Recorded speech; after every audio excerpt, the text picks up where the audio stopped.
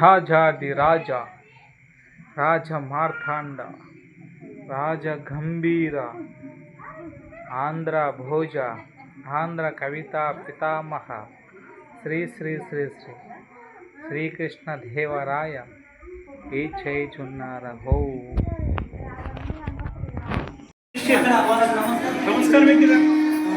భట్టుమూర్తి రామభద్ర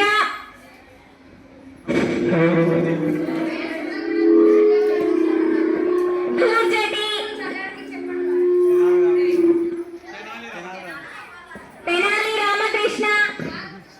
తెనాలి రామకృష్ణ వికట కవి Mallanna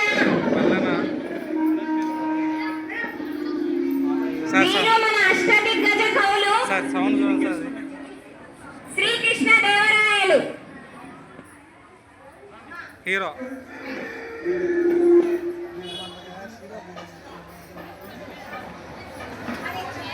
hero hero welcome hero Srikrishnadevarayalu hero.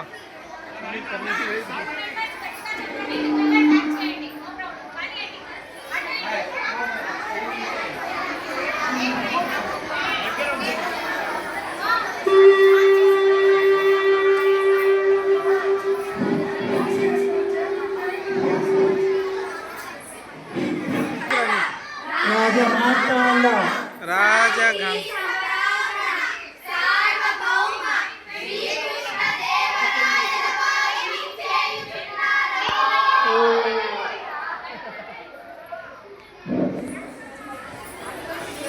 Sri Krishnadevaraya ఇక్కడ ఉండయ్యా.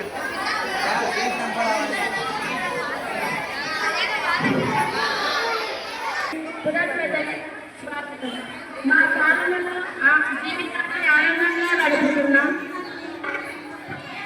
పాలనలో జీవితాన్ని ఆనందంగా గడుపుతున్నాం. జానపదులు సైతం కొన్ని రసవంతమైన సమస్యలను పంపించారు. మీరు వీటిని రసవంతరంగా పూరించి నేటి భువన విజయం రంజింపచేయండి. ఇక ఆమె భాషామతలను చూపిస్తూ సమస్యలను బద్దలను పూరించి అశుకవితా వినోదం సాగుతాం. చిత్తం రాజేంద్ర కవిచేంద్ర మీతో నేటి భువన విజయ సభను ప్రారంభించాలని నా అభిలాష. మీ ఆలోచన నిజమే పెద్ద నామధ్య, కానీ ప్రభువుల ఏలబడిలో ఎన్నో భాషలు ఉండగా తెలుగు భాషపై ఇంత మక్కువ చూపడానికి గల కారణం ఏమిటో? అదేమిటి చూడన కవి? మందార మకరంగాలు జాలువారే తెలుగు భాషను ఇష్టపడని వారు తెలుగదేలనందువా? తెలుగదేల ఎన్న దేశంబు తెలుగేను, తెలుగు వల్ల పుట్టిన తెలుగొండ ఎల్లను పులపలువ నెరుగమే బాసాడి, దేశ భాషలందు తెలుగు లెస్స, దేశ భాషలందు తెలుగు లెస్స. చిత్త ప్రభు, మీ అభిప్రాయమే నా శిరోధార్య. పెద్ద నా మధ్య మీ పద్య పూరణకు సమస్య ఇదిగో. ఆహాహా, ఏమి సమస్య? అన్నా తమ్ముడు తమ్ముడన్నలయ్యారు ప్రభు. నా పూరణ ఇదిగో. పుష్యమిన్ భరతాఖ్యుడు పుట్టినాడు, మొనసి లక్ష్మణు దాశేష పుట్టినాడు. భరత లక్ష్మణ క్రమమిది ఎడసి చూడ, నగ్రజానజులైనను జాగ్రజులుగా. కరినెత్తుకపోయి ఎలుక కలుగున దీనిని అర్థములకు సుపరిచితమైన చక్కని సమస్య ఇచ్చారు మహారాజా. కరులు చిలుకలెద్దులు చక్కరతో నరించి కడల పెట్టరచో గడిమలచి వర్తకం కరినెత్తుకపోయి ఎలుక కలుగునది నీయన్.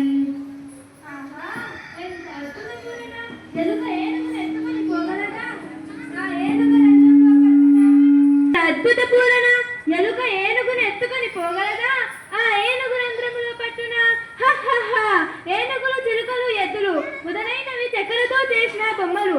వ్యాపారి వాటిని పగలంతా అమ్మాడు. సాయంత్రానికి అన్ని బొమ్మలు ఎత్తిపెట్టి ఒక ఏనుగు బొమ్మను మరిచాడని మీ భావం వీణుల విందుగా ఉంది. ముద్దు పలుమ అవి అందుకోండి. గాడిలో ఏడ్చెక్కగలన్న ధన సంపన్న రాజశేఖర, మాడిన మాటలు తప్పేవారు కొందరు ఉన్నారు. జంతువులలో దీనిని చూడలేదు. చెప్పలేం, అయినా దైవకృపతో పూరించదను. ఆడిన మాటను తప్పిన గాడిద కొడుకంచు తిట్టగా విని అయ్యో వీడా నా కొడుకని యొక్క గాడిద ఏడ్చెంగదన్న ఘన సంపన్న. లౌకిక జీవన గమనంలో గ్రామీణులు దూషణను ఆడి తప్పిన జనులను హీన స్వభావంతో తెలుపుతూ మాట నిలబెట్టుకోమని విలువను చాటారు. ఆడి తప్పిన కొడుకును గాడిద కొడుక అని తిట్టినప్పుడు విశ్వాసం గల గాడిద విని ఏడ్చిందన్నారు. దీనిని దృష్టాంత భావంతో చేసిన మీ రూపణ భళా. కవీంద్రుడు లోకరీతిని భీతి లేకుండా పలికారు.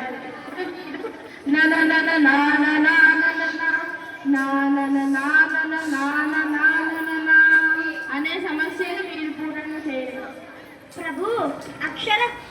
ప్రభు అక్షర విన్యాసం తప్ప అర్థం లేని సమస్యనిచ్చారు.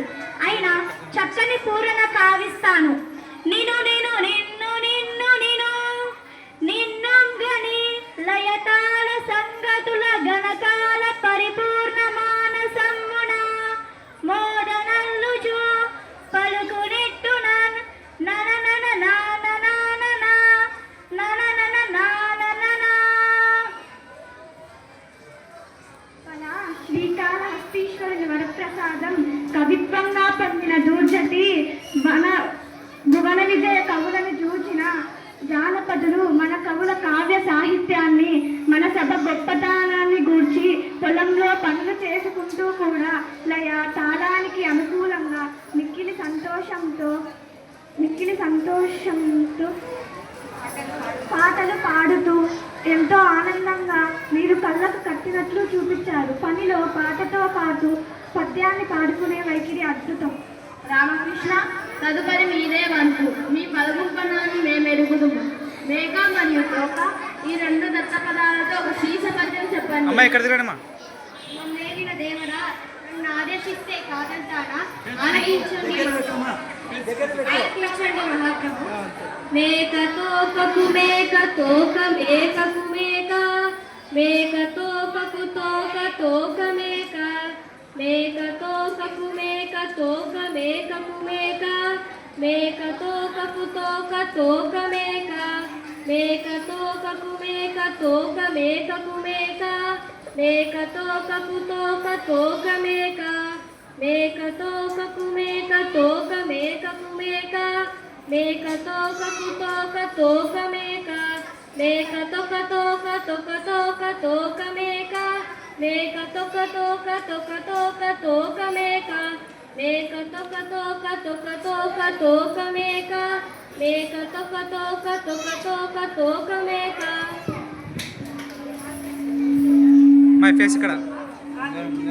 మై ఫేస్ ఇక్కడ. మీరు సామాన్యులు కాదు రామకృష్ణ. ఏమేమి మేకల కాపరి అడవికి మేకకై మేకలను తీసుకుపోతున్నాడా? ఒక మేక ముందరపోతుందా? ఆ మేకకు తోక వెనుక బాగానే ఉంటుంది. ఆ తోకకు వెనుక మరొక మేక ఉంది. అలా మేకల మంద పోతున్న తీరును మేక మరియు తోక అన్న దత్తపదాల చక్కగా చిక్కగా చెప్పారు. షహబాష్ రామకృష్ణ కవి, మీ కత్తికి రెండు వైపుల పదులే మరి, అందుకే మీరు వికట కవి అయ్యారు. రామభద్ర, గోలకొండ, మూలమున్న, పూలదండ, కొత్తకుండ ఈ పదాలను ఆధారం చేసుకొని ఒక భారతాతంలో ఒక పద్యం చెప్పండి. చిత్తం మహాప్రభు, రామ భక్తుడైన నాకు భారతార్థం పూరనిచ్చారు. పూరణ చేసలను. ఓ ఈ కురురాజా, నీ కొడుకుత్త గోలకొండ వలనుండు వినుమూలముందరింకా బంధనమున గనిపించు పాండు సుతులా మురమునండుల దండ రే కొత్తకుండ. ఓయి గురురాజా, నీ కొడుకు ఉత్త గోల కలిగిన మనస్సు, ఆకారంలో కొండలాగా ఉన్నాడు, బుద్ధి బలం లేనివాడు. నా మాట విను, యుద్ధం వస్తే సర్వం నాశనం. సమరంలో ధర్మానికి బద్దులైన పాండవులు గెలుస్తారు, మీ కుమారులు మరణిస్తారు.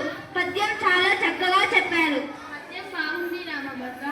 కొత్తకుండను రేపు ఒత్తకుండ అన్నాడు చూడు, అద్భుతంగా ఉన్నాయా. తరువాత పింగళి సూరణ, మా ఆరాధ్య దైవమును శ్రీహరి దశావతారాలను గురించి పూరించాలని మదవలో పంపారు.